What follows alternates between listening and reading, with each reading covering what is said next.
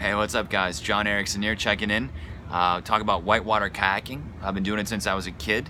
Included a couple links so you can see me doing Class 5 rapids.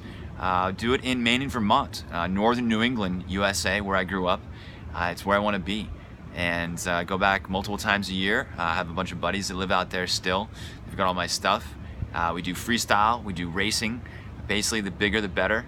We do up to 3,600 cubic square feet of water released, to 4,000 cubic square feet of water released per session, and those are controlled releases, and that's what jams up the class to 5.